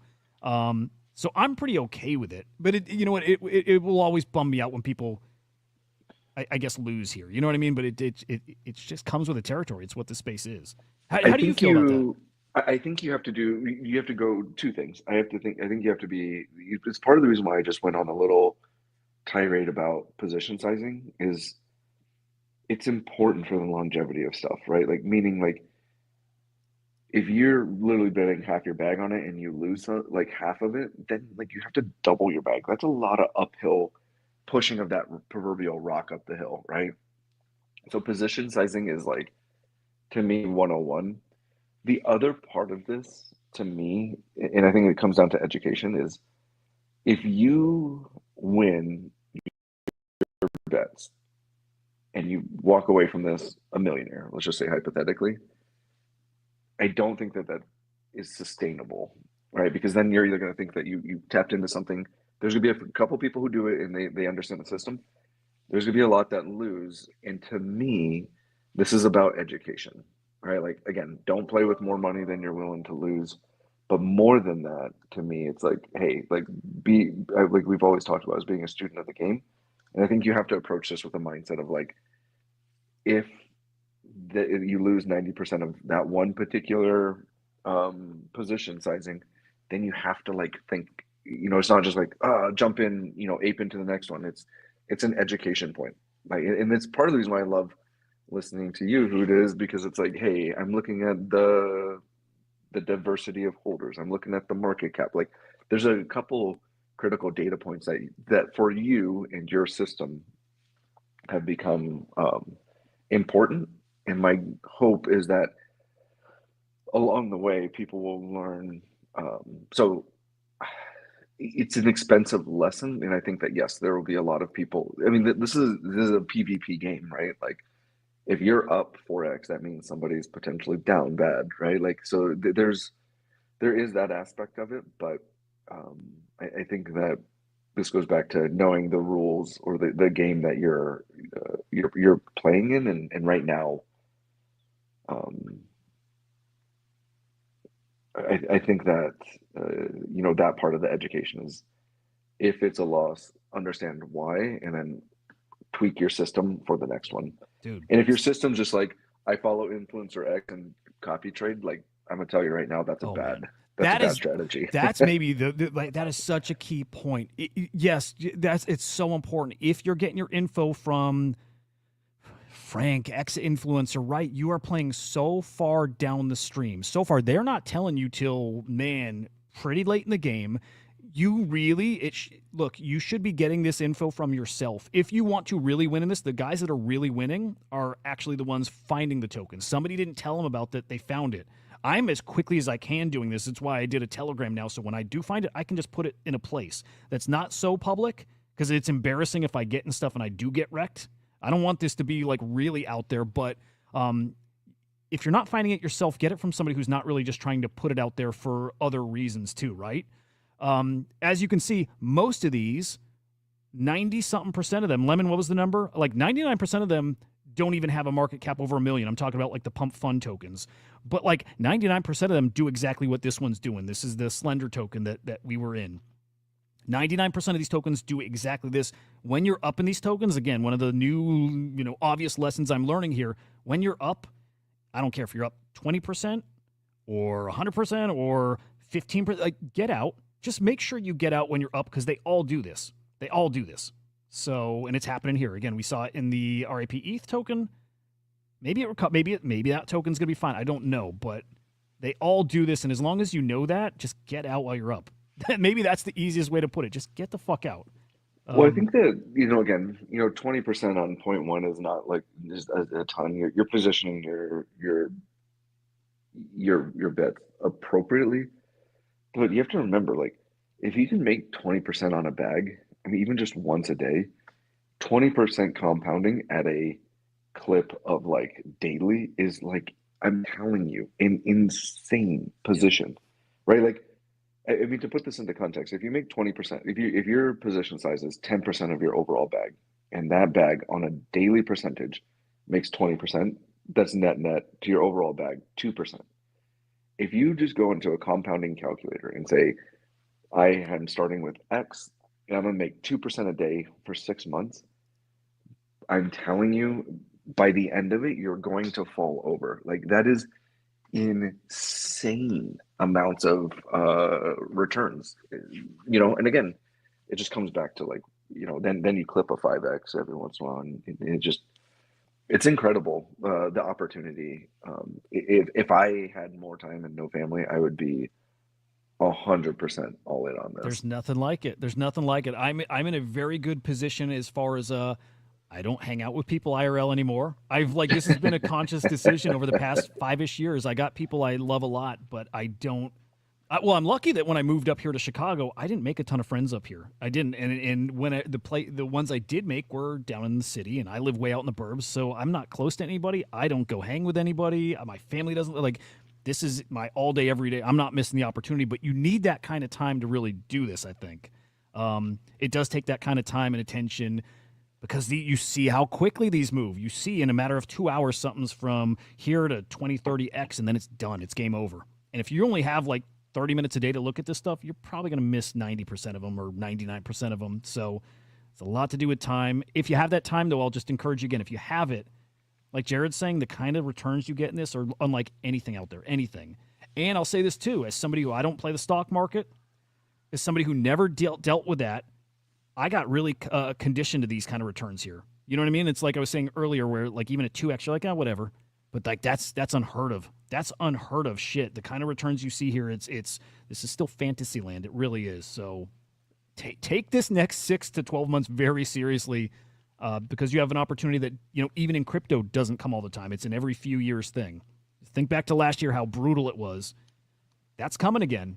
So yeah, I suggest getting in here while it's good. Again, not financial advice, and maybe don't get in to learn at the very least. Like understand what's happening in these markets because that's the most significant part here. It's just a very interesting thing happening. All right, I think that token pretty close to dead. By the way, I throw these things on my watch list. I love how they show up at the top of the screen, and so I'll just get back to like looking at tokens. And again, like looking over the numbers, blurring my eyes, seeing what just looks different. It's just that process for me over and over. And I think that process will change over time. It's just my new, my very entry level way of looking at this stuff. This platform is a must though. This platform, MemeScope is a must. Where I used to just go look on Pump Fun, not anymore. I just look here on MemeScope, and then also find some good alpha groups and communities on Telegram and in Discord. They're kind of all over, but you just got to make sure cover all your bases. Look yourself and find good private groups to be in and hang with and learn from. I think that's the one of the overarching things is surround yourself with good people and smart people and bring something to the table that maybe they don't have. And I don't mean that like negatively, but just like maybe that what they don't have is the wrong mental model. But like find people who can complement you and you can complement them, and together you guys or the collective is in a better spot than before. And I just think that there's something incredibly powerful about like the network right now. I think it's incredible. Man, do we have some time for some art chat? I think that, so the way I 8 minutes on art chat. Okay, yeah, well, I was going to say, I think the stream is going to cut off in 8 minutes, so that's perfect. Okay, we got, first off, any big sales, any big happenings in the space here in the past 14 days? Not too much, not like major X copies. One thing I did want to shout out is, not only an 8-nap artist, but a friend, Derek, he had a 15 or 14 ETH sale on one of his one-of-ones, which is a all-time high for him. For those who aren't familiar with him, and it's an incredible thing. Like, I remember seeing his art back when like his one-of-ones were like down around an ETH. I was fortunate enough to buy one around 5.5 ETH. And, to see him all the way up to 15 is just like I love to see that level of success for any artist, but it's just a reaffirmation that creating dope art. Let's see here. I was inputting my budget. I just had to pay my marketing guy, so I'm a little bit off kilter here. But let's see here. I mean, honestly, it's been a little bit slow. There was the MP Cause Art Blocks project that had a high level of success that minted out in a relatively short amount of time. The very cool auction feature where roughly about 0.25 was the base, the mint price. So I don't know, man. Marfa's coming up in probably 2 or 3 weeks in November. You'll be there? I will be there. I'm going to be hosting a couple events for 8nap. Just overall, like really excited for where the space is at, honestly. But I feel like there's a lot of, this is actually a really cool story, but Claire Silver had a sale of a painting for $100,000. It's her all-time high sale. And it was like for her, Delta Sauce has done this where he's like taken air and had like machines paint it, but it was Claire Silver's first like AI to robot painted piece. So really cool to see kind of some digital artists playing in the traditional space, capturing that attention and being able to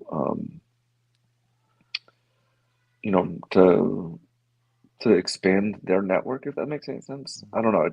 It feels like we're on the cusp of some like really fun stuff. And I know like obviously with Boca, from MP Cause and the commitment from Art Blocks to have this like commitment to like physical, like I just think that there's going to be um I think the future of our art is in the digital space, but at least in the for the time being, having that physical connection to some of it is a really great way to blend the two spaces and kind of give permission to everybody to play in both realms. So Oh, I love overall, it's that. really fun. Jack Butcher's new collection. I forget the title of it, but I love that it plays on the physical and digital spaces there. Yeah, there is something. We are getting a little more physical here. It's not a meta shift, but no, maybe it is. Yeah, maybe A it little is. bit. I think it's a meta compliment. I was I won't say who, but I was having a pretty heated debate this week about like the importance of physicals, and I think that physicals are important, right? But I also think that it's not everything. I think that, um, I mean, I heard a story a long time ago about how, you know, of course, it's nice to be Bill Gates because you have billions and billions of dollars. Um, Ethically, I don't know where you stand on it, but just in theory, that from a monetary perspective, and he had like this system in his house that would like detect his mood and like change the art on his walls to mirror his mood.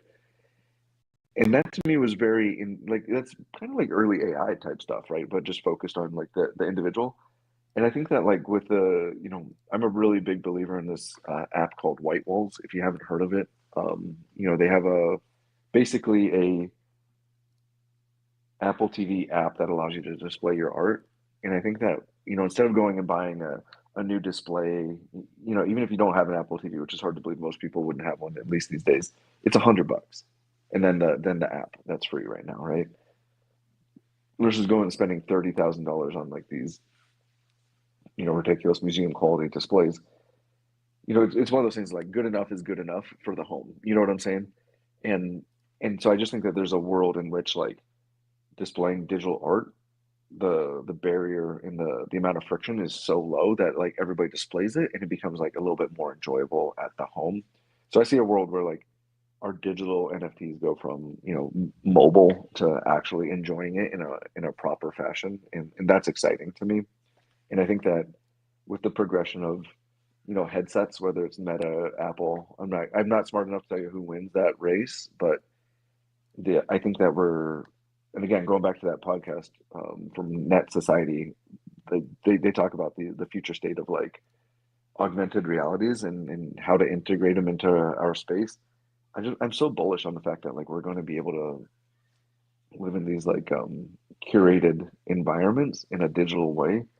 Again, I don't think it's Ready Player One where we're like only digital, but I think that like if you think our future is going to be less digital than it is currently today, let's go on Poly Market and I'm willing to make a bet. Like you know what I'm saying? Like I just think it's the tea leaves say, hey, we're going to be in a more digital future. And I just think historically you can see that trend, right? Yeah. Like so if your baseline is technological advancement, then like we're gonna have this like realm where digital art becomes a little bit more prevalent and accessible and it just so I think that matters. I have a whole can't get into it in a minute, but I have a lot of other philosophies around that. I've been really like teasing out this philosophy of like a digital world and what it looks like for digital art with a lot of like big brains. So Do you do those conversations on your shows, or are those more like private? it's been private. We do talk a little bit on the show. So anybody who's not there Friday, 4 Eastern, 1 Pacific, every Friday we talk art and a weekly recap. But yeah, we I don't know. I feel that kind of like what we were talking about with this meme thing, we're on the precipice of something amazing, and my intuition tells me it's amazing. I just can't definitively tell you that means X, Y, or Z, and I'm trying to create the mental models around that. It's But coming, follow dude. SlamX. Follow SlamX. Trying to cram it all Follow. into 1 minute. Yeah. I'm gonna get you out of here, guys. Follow Jared. Love this fucking guy. J Squiggle at Jared _pause POZ. Make sure you're following 8nap_art. Jared has his spaces tomorrow. Make sure you're following the 8nap account to tune in there. And then follow us over on YouTube, SlamX Official. Guys, have a great day. I'll see you on the afternoon show at 4:30 p.m. Eastern Time. Happy Halloween. Happy Bitcoin White Paper Day, guys. We'll freaking see ya. Peace.